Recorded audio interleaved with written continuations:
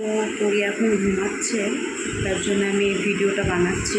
আর কালকে আমার একটা শর্ট ভিডিওতে তোমরা দেখেছো, আমরা চিলাপোতা ফরেস্টে গেছিলাম। আর আমরা তার একদিন আগে আমরা শিলিগুড়িতে গেছিলাম ওর কাজের জন্য, সেই ভিডিওগুলো পোস্ট করব পরে। তো কালকে রোববার ছিল, তাই আমরা ওখান থেকে শিলিগুড়ি থেকে ফিরে তো অর্জুন বললো যে বাড়িতে কি প্রচণ্ড গরম, আর পরি সকাল থেকে গাড়িতে খুব ঘুমিয়েছে, দুপুরে আর ঘুমাতো না। তো আমরা ঘুরতে গেছিলাম। এটা অনেকদিন আগে এটা প্ল্যান ছিল যে রোববার দিনকে চিলাপোতা ফরেস্টে যাবো। তো যাই হোক, তো আমরা বেরোই, সব ঠিক আছে। আমরা 2:30 নাগাদ বেরোই বাড়ি থেকে বেরিয়ে আমরা ঘুরি, তারপরে দু জায়গায় চাও খাই, একটা মন্দিরে যাই, অনেকক্ষণ ঘুরেছি আমরা। আর ওখানে একটা থাকে, ওই ফরেস্টে বলাই থাকে যে গাড়ির কাজ না নামাতে, কারণ যে কোনো সময় হাতি, বাঘ, যে কোনো বন্য প্রাণী বেরোতে পারে, বিপদ হতে পারে। তো বলায় থাকে গাড়ির কাজ না নামাতে, না দাঁড়াতে। তো যাই হোক, আমরা যখন আসি তখন 6টা সাড়ে 6টা বাজে। আমাদের একটা মারাত্মক অ্যাক্সিডেন্ট হয়, মানে আমরা একটুর জন্য বেঁচে, নাহলে কালকে মারাই যেতাম আমরা। আমি যে কথাগুলো এত সহজভাবে বলছি, কথাগুলো এতটাও সহজভাবে নয় বলা, মানে একটুর জন্য আমরা বেঁচে গেছি। আর আমাদের মেন কথা বাঁচিয়েছে হলো ইয়ার ব্যাগ। আর আমি কালকে যখন বাড়ির থেকে বেরোই, তো গাড়ির সামনেটা খুব রোদ লাগছিলো বলে অর্জুনকে অনেকবার বলছিলাম যে আমি পেছনে বসি। তো ওই বললো যে কেন পেছনে বসি, তুমি সামনে বসো। যদি পেছনেও বসে আসতাম তো আমি হয়তো এখন আর কথা বলার অবস্থায় থাকতাম না, আমি হয়তো হসপিটালেই থাকতাম। আর কী হয়েছে, যখন আমরা ফিরি তখন ঠিক 6টা সাড়ে 6টা বাজে, অন্ধকার হয়ে গেছে। তার 10 মিনিট আগেই আমার শ্বশুরের সাথে আমার কথা হয়, যে শ্বশুর আবার বলে যে তোরা কি ফিরেছিস? আমার না, আমরা ফিরছি ওখান থেকে। বলছি হ্যাঁ সাবধানে আয়, একটু কথা হয় আমার। তার 10-15 মিনিট পরেই এই ঘটনাটা ঘটে, ঠিক ফরেস্টের মাঝখানে, যেখানে কোনো নেটওয়ার্ক নেই, কাউকে কথা বলা যাবে না, ফোনের নেটওয়ার্ক চলে যায়, ঢোকা মাত্রই কিছু থাকে না, নেটওয়ার্ক চলে যায়। তো যাই হোক, সোনা কোলে ছিল আমার, আর অর্জুন তো গাড়ি চালাচ্ছিল, সোনা কোলে ছিল, আমরা সামনেই বসেছিলাম। আর অর্জুন ঠিক মাঝখানেই হয়তো হবে, এটা চিলাপোতা ফরেস্টেই হয়েছে এই ঘটনাটা আমাদের। অর্জুন দেখছে একটা সামনে থেকে একটা গাড়ি আসছে, ও আমাকে শুধু বলছে মানে গাড়িটা এত স্পিডে চালাচ্ছে, শুধু এইটুকুনিও বলেছে। তখন অলরেডি 6:30 বাজে, অন্ধকার হয়ে এসেছে, কিচ্ছু দেখা যাচ্ছে না, গাড়ির লাইট জ্বালানো, ওদেরও গাড়ির লাইট জ্বালানো। দূর থেকে একটা খুব জোরে আসছে গাড়িটা, দেখছে একটা গাড়ি আসছে। ও শুধু বলছে মানে একটা গাড়ি আসছে এত জোরে, বলা মাত্রই সঙ্গে সঙ্গে গাড়িটা এত জোরে মেরেছে সামনে। অর্জুন ও সঙ্গে কী করেছে, গাড়িটা পুরো জঙ্গলে ঢুকিয়ে দিয়েছে। ঢোকানো মাত্রই সঙ্গে শুধু আমার এইটুকুনি মনে আছে, ও অর্জুন খানিক্ষণের জন্য না, ওর ব্রেন একদম কাজ করছিল না, ও শুধু ভুলভাল কথা বলছিল। কতটা তুলে দিয়েছিলাম, কারণ ও ঘুমাচ্ছে বলে আমি লাইট জ্বালাইনি। তো শুধু গাড়িটা যখন ঢুকিয়ে দেয়, আমার এইটুকুনি মনে আছে, শুধু গাড়ির দেখলাম এয়ারব্যাগগুলো খুলে গেল, আর গাড়ির ভেতরটা ধোয়া হয়ে গেছে, আর লাইট জ্বলছে, আর পরি আমার কোলে নেই, শুধু ও কাঁদছে, ও বলছে মা এরকম করছে, মনে হয় ও, আমার ঠিক অত মনে পড়ছে না। আর আমার দম পুরো বন্ধ হয়ে এসেছে, মানে কেন বন্ধ হয়ে এসেছে, ওই তোমার সিট বেল্টের একটা চাপ, প্লাস পুরো দম বন্ধ হয়ে এসেছে। আর অর্জুন শুধু বলছে মানে তুমি গাড়ি থেকে বেরো। আমি কোনো রকমে গাড়ির থেকে পরীকে কোলে তুলে, মানে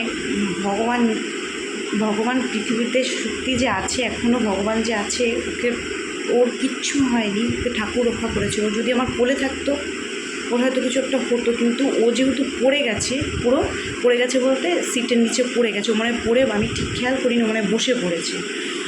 আর আমি যখন গাড়ির দরজাটা লকটক সব খুলে গেছে, আমি যখন বেরোই তখন গাড়ির লাইট অন হয়ে গেছে, তখন পরীকে নিয়ে বেরোই। যখন বেরোচ্ছি ঘন জঙ্গল, তখন মনে ভাবছি যে এখানে তো যে কোনো মুহূর্তে যে কোনো প্রাণীও বেরোতে পারে, খেয়ে ফেলতে পারে, কিচ্ছু বলার নেই, এটা কিন্তু করার নেই, ভগবান ছাড়া আর কেউ রক্ষা করতে পারেনি হয়তো আমাদের। তো যাই হোক, যখন বেরোচ্ছি তখন খালি পায়ে, কেন আমার পায়ে না, যখন বসেছিলাম আমি সিটে জুতো পরিনি, না পরেছিলাম, আমিও জুতো পরিনি, ও পরিনি, শুধু অর্জুন জুতো পরেছিল, এমনি জুতোটা ছাড়াই বসেছিলাম এমনি। খালি পায়ে জঙ্গলে নেমে গেছে অলরেডি, কোনো রকমে কোলে নিয়ে, আর তখন অলরেডি বুকে যন্ত্রণা করছে, দম বন্ধ হয়ে আসছে, আর ওর জন্যও বেরিয়ে গেছে কোনো রকমে গাড়ি। আমি শুধু মনে হচ্ছে গাড়িতে আগুন ধরে যাবে না তো, গাড়িটা যদি পাল্টে গিয়ে যে আমরা বের হবো কী করে।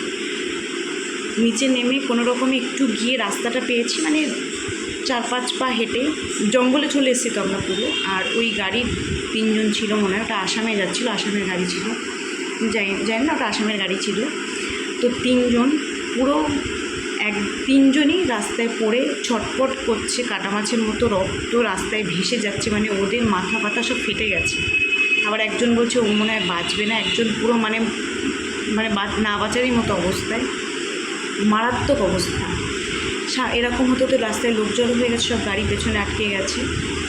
তো যাই হোক, আমাদের একজন এসে আমাদের বলছে যে দাদা আপনাদের কিছু হয়নি তো? তো অর্জুনের হাত কেটে গেছে, অর্জুনেরও বুকে লেগেছে, অর্জুনের মাথায় কেটে গেছে, ওর মাথায় মারাত্মক লেগেছে অর্জুনের, যেহেতু ড্রাইভার সিটে ছিল, গাড়ি চালাচ্ছিল।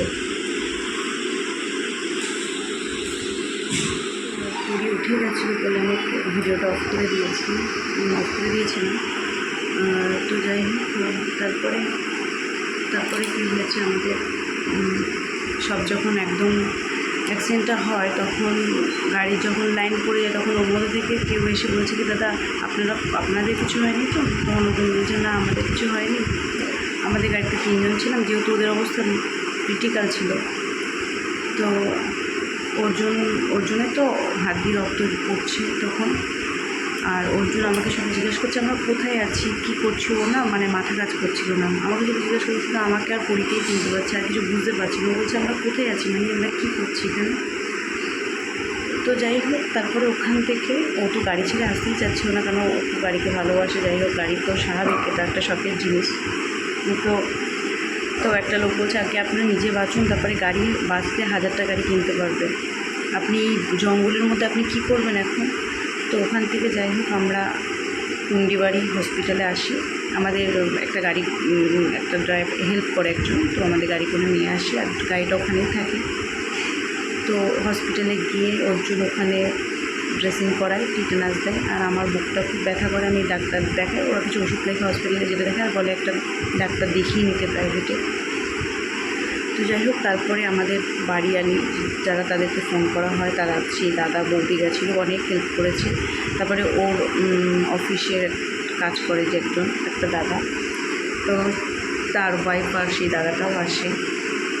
তারাই 4 জনই আমাদের সাথে সবসময় ছিল। ওখান থেকে থানায় যাওয়া, থানায় বলা, তারপরে যখন বাড়ি আসি অলরেডি অনেক রাত হয়ে যায়, 12:30 বেজে যায় তখন।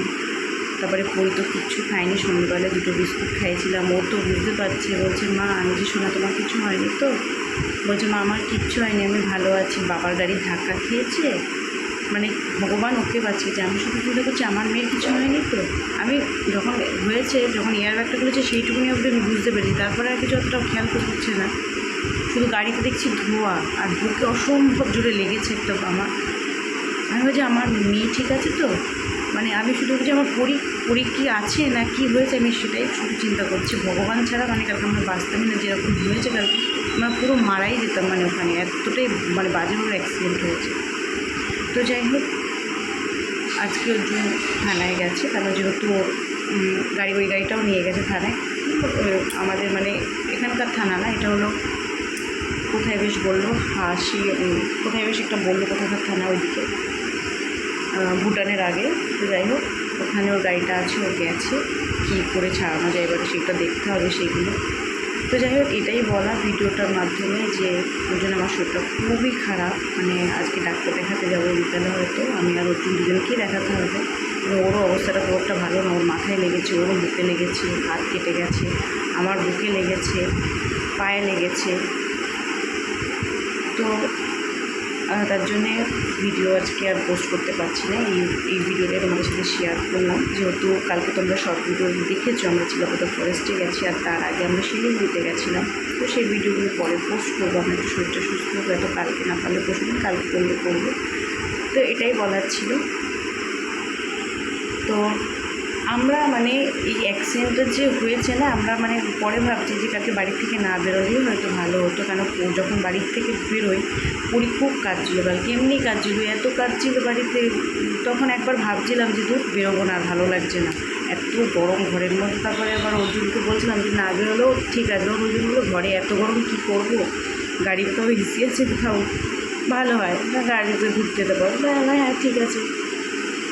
তো এরকম বেরিয়ে যে এরকম হবে, এরকম পরিস্থিতি হবে, মানে সত্যি স্বপ্নেও মানে ভাবতে পারিনি। আর কালকে রাতে যখন ঘুমায় না, বারে বারে সেই কথাটা, ঘুম তো হয় না, বারে বারে সেই কথাটা মনে পড়ছে, ঘুম নিয়ে গেলে ভয় লাগছে রীতিমতো, মানে সেটা একদম মুখোমুখি হয়েছে তো।